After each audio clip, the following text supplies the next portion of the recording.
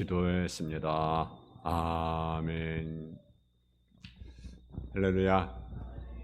네, 오늘 그 요한계시록 3장 7절에서 13절 말씀 가지고 필라델피아 교회라고 하는 제목의 말씀을 가지고 말씀을 전하겠습니다. 필라델피아 교회는 사대에서 45km 정도 떨어진 곳에 위치한 그러한 곳에 있습니다. 이 교회는 소아시아 7교회 중에 가장 짧은 역사를 가지고 있는 교회가 필라델피아 교회입니다.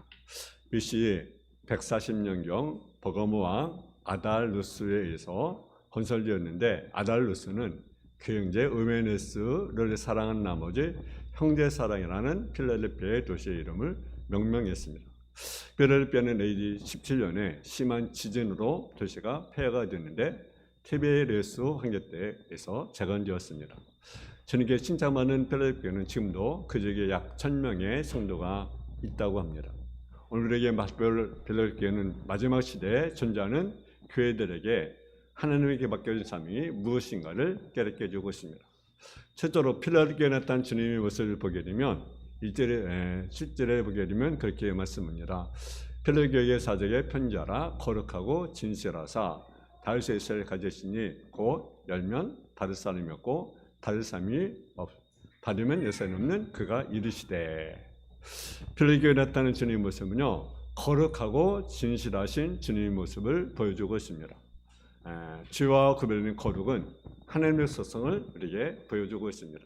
그리고 진실은 그분의 불변성, 실제성을 가리키는데 성실하시며 믿으시는 분임을 나타냅니다.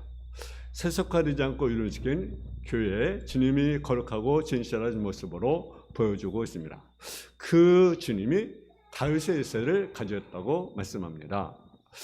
다윗의 일세라는 말은 이사야 22장에 나타나는데, 당시 왕의 국권을 맡은 셈나를 그 자리에서 쫓아내고 희게 아들 요아김이 이게 다윗을 맡기신 말씀이 기록되어 있습니다. 그래서 이사야 22장 22절에 보게 되면, 내가 또 다윗의 집에 열쇠를 그 어깨에 두리니 그가 열면 닫을 자가 없겠고 닫으면 열 자가 없으리라.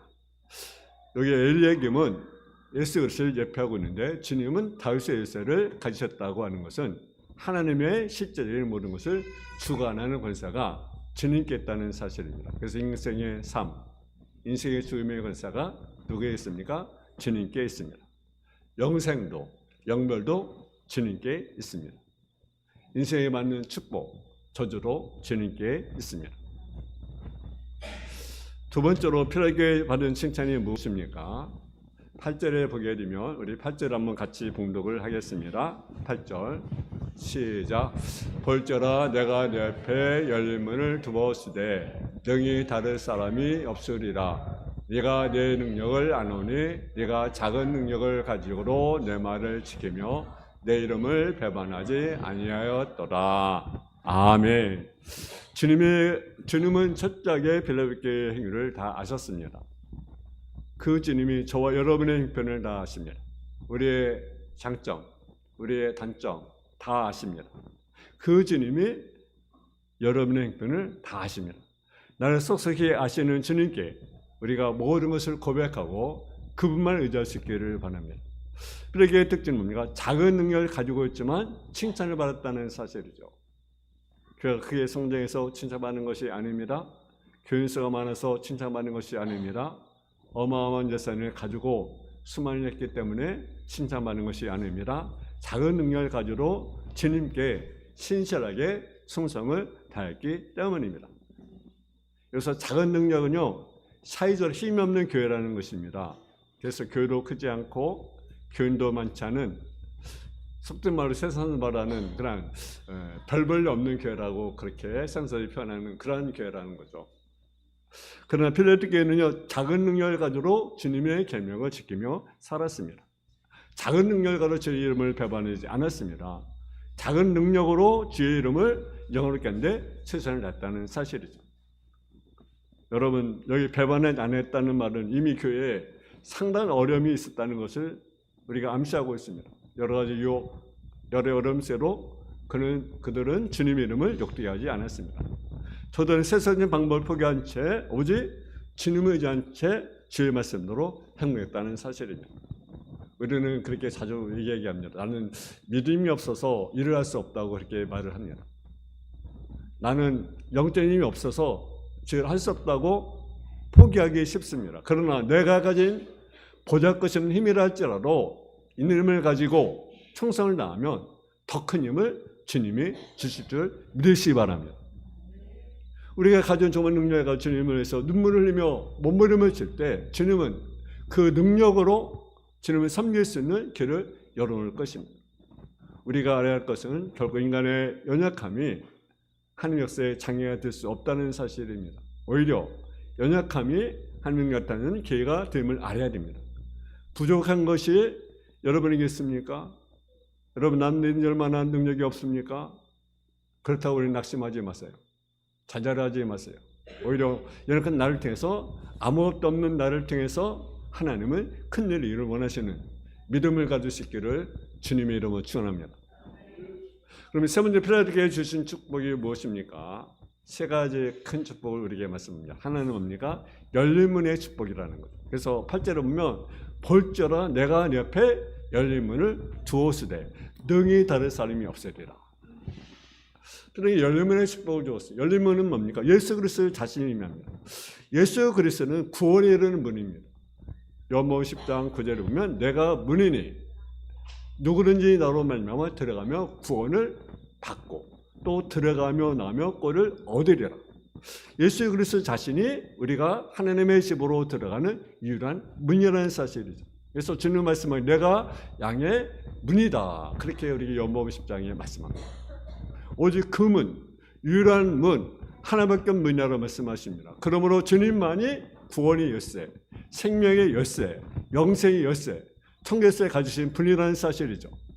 오직 예수님만이 사망과 의미의 열쇠를 가지신 분이시고 구원과 영생과 천국의 열쇠를 가지신 분이십니다. 그래서 그가 열면 다를 사람이 없고 그가 닫으면 열 사람이 없다라는 사실이죠. 이것은 곧 주님의 일에는 어떤 사람도 그를 방해할 수 없다는 사실을 우리에게 말씀합니다. 또 열문이라는 것은요 전도의 문을 가리킵니다. 고린도서 4장 3절에 보게 되면 또한 우리를 위하여 기도하되 하나님 우리에게 전도의 문을 열어주사 그리스도의 비밀을 말하게 하시기를 원하노라. 우리 항상 전도의 기회의 문이 열려 있습니다. 우리 직장이 우리 동네가 만난 사람들이 전도의 기회의 문을 우리가 알아야 됩니다. 베드로는 일어나 잡아먹으라는 지음성을 듣고 고넬 집에 들어갔습니다. 그래서 고넬 온 집이 예수를 믿게 되었습니다. 우리는 전도의 문을 열도록 기도해야 된다라는 것.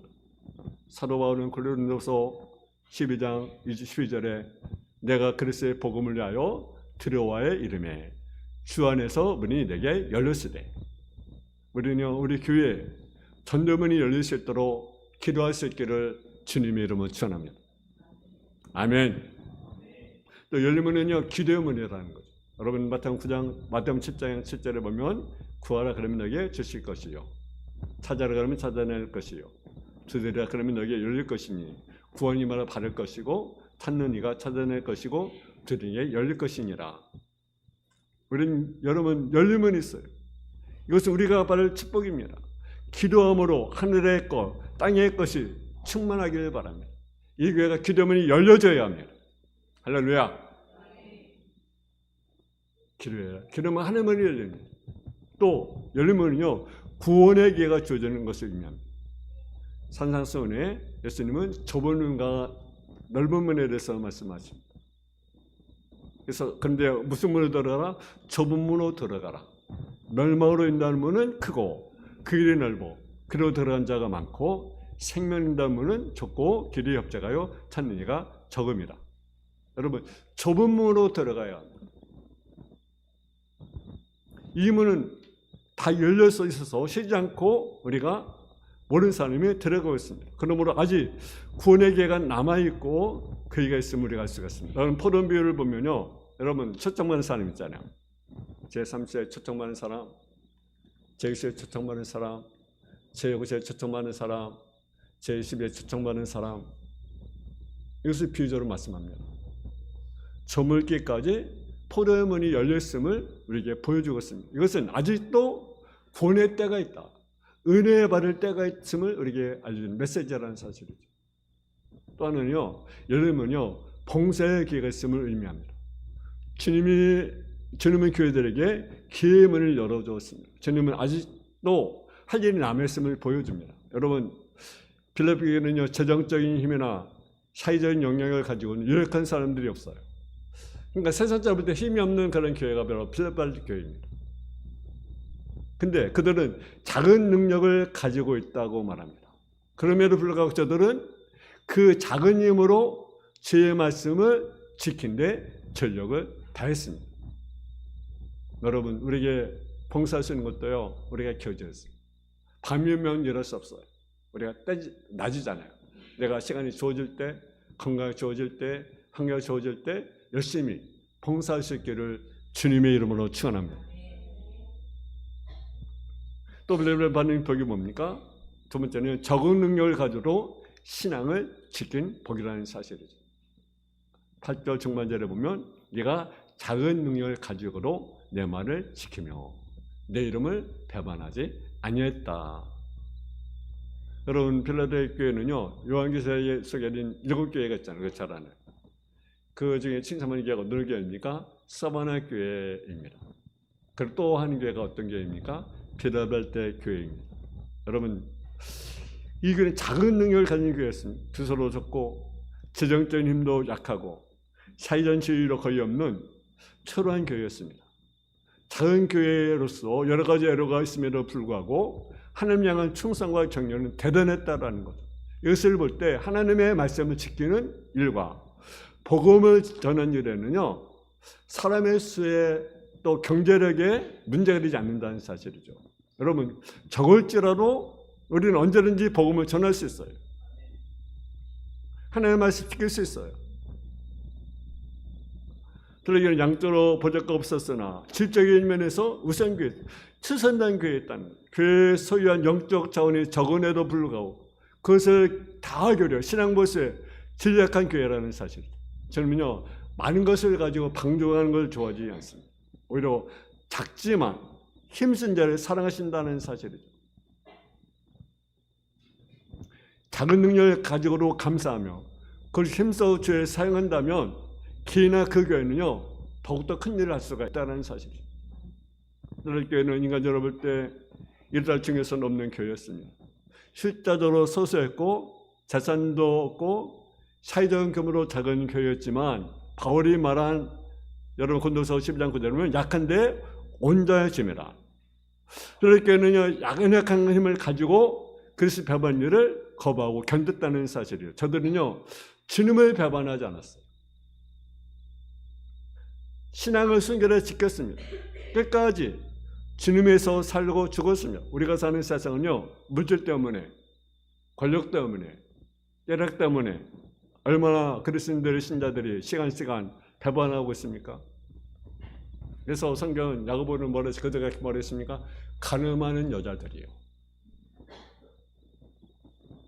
세상을 버틴 것이 하나님과 원수임을 알지 못하느냐. 그런지 누구든지 세상을 버티려고자 하는 자는 스스로 하나님과 원수되게 하는 것이다. 여러분, 세상을 따라가는 사람, 세상을 사랑하는 사람을 그렇게 뭐랬습니까? 가늠하는 여자다. 왜? 주님이 우리 신부잖아요. 근데 주님보다 세상이 더 좋아. 그것은 가늠이다. 그런데 저가 능력으로 한 일이 무엇이었습니까? 그들은 주의 말씀을 지킨 것입니다. 거듭난 신자는 하나님의 말씀을 줄구할 수밖에 없습니다. 여러분, 시편 119편 14절에 보게 되면 내가 모른 점을 줄구한 같이 주의 증거의 도를 즐거워하였나이다. 여러분, 우리가 참 모르면 줄구하잖아요. 그죠? 근데 그와 같이 내가 주의 말씀을 줄구한다. 또 50절에 보면 내 손이 이것이니 그 주의 법들을 지킨 것이다. 무엇이 소유입니까? 주의 법을 지키는 것이 소유다. 그렇게 말씀합니다. 또 72절에 보면 주의 법이 내게 천천금보다 좋으니라. 말씀을 지키는 삶, 말씀을 따라가는 신자가 될 수 있기를 주님의 이름으로 축원합니다. 또 어떤 축복을 받았습니까? 승리의 보장받는 축복을 받았습니다. 10절을 한번 같이 봉독하겠습니다. 10절 말씀. 시작. 내가 내 인내의 말씀을 지켰음즉 내가 또한 너를 지키어 시험의 때를 면하게 하리니 이는 장차 온 세상이 임하여 땅에 거한 자를 시험할 때다. 아멘. 이 시험의 때는요, 뭘 가리킵니까? 환난의 시기를 가리킵니다. 근데 여기 시험의 때를 면하게 해준다는 말은 시험을 받지 않게 제외시키다는 말이 아닙니다. 약한 자의 공격을 피하게 한다는 것보다 그것을 정면 재결하여 견디고 이기게 하신다는 뜻이 있습니다. 환난 없게 하시는 것이 아니라 환난에서 승리하게 하신다는 말입니다. 환난 시기로 실패할 수 없다는 승리의 보장이라는 사실이죠. 이것은 성대라는 절대 안정을 보장을 말씀합니다. 그러므로 환난 속에로 뭡니까? 멸류관을 빼앗지 못하게 해야 된다라는 거죠. 멸류관은요, 승리자에게만 주어진 축복입니다. 생각해 보면 생명의 멸류관, 의의 멸류관, 영광의 멸류관, 기쁨의 멸류관, 여러 가지 멸류관이 있어요. 그 상급의 다양성을 우리에게 보여줍니다. 그러므로 사단의 희당, 그 무상 공격에도 상하지 않도록 끝까지 힘을 쓰라는 것입니다. 성경에 보면 하나님께 주신 특권을 굳게 닫지 못해서 축복을 뺏긴 자들이 많이 있습니다. 예를 들면 여러분 에서는 팥장 그릇 때문에 장자의 명물 에서에 팔아 그 축복의 자들을 뺏겼습니다. 르우벤은 장자였지만 야곱의 주어 비라와 범죄하여 그 자리를 유다에게 뺏겼습니다. 사울은 이스라엘 최대 왕이었지만 끝내 왕위를 다윗에게 뺏겼습니다. 또 국고를 맡은 군대 대신 셈나는 여호야김에게 그 자리를 뺏겼습니다. 청사령관 요압과 제장 아비아달은 불충성하다가 그들의 직분을 분야와 사독에게 뺏겼습니다. 가룟이라는 12명의 제자 중에 한 사람이었지만 어떻습니까? 돈 욕심 때문에 그 자리를 뺏겨 맏띠에게 물려주게 되었습니다. 그러니까 우리는 멸류관을 뺏기지 못하게 했다는 거죠. 주님 모든 시험이 이긴 자에게 하나님의 성령이 기둥이게 하셨다. 기둥은요 확고하다, 믿을만하다, 지었다는 뜻입니다. 열왕기상 7장 21절에 보면 솔로몬에는 큰 두 가지 기둥이 있습니다. 바로 야긴과 보아서는 기둥이 있습니다. 그에게 기둥이 되게 한다는 것은 무엇이? 하나님 영원히 섬기는 자가 되게 하겠다는 축복입니다. 지상교회의 요긴한 삶을 감당하는 자는 천상교회로 그 사명이 중요한 것을 우리에게 보여주고 있습니다. 여러분, 우리에게 열려있는 축복이 있습니다. 문이 열려있다는 것은 기회가 있다는 말씀입니다. 전도한 기회가 허다하게 많습니다. 봉사할 수 있는 기회가 있습니다. 건강이 있습니다. 시간이 있습니다. 구원의 길로 나선 특권이 구해받았습니다. 이런 길을 놓치지 마시고 문이 열려있을 때 힘써 충성해야 됩니다. 모든 일은 때가 있어요. 기회가 주어진 대로 우리가 삶을 주님께 헌신할 수 있기를 주님의 이름으로 축원합니다. 여분절 필요하게 주님 권면의 말씀이 있습니다. 11절에 보게 되면 내가 속히 오려니 네가 가진 것을 굳게 잡아 네 멸류관을 빼앗지 못하게 하라. 내가 속히 온다라는 거죠. 이것이 요한계시의 주제입니다. 예수님이 분명히 오십니다. 재림하십니다. 그러니까 늘 항상 기름 같은 걸 늘 준비해야 됩니다. 언제 예수님이 올지 모르잖아요. 우리는 재림의 시간을 가져야 합니다.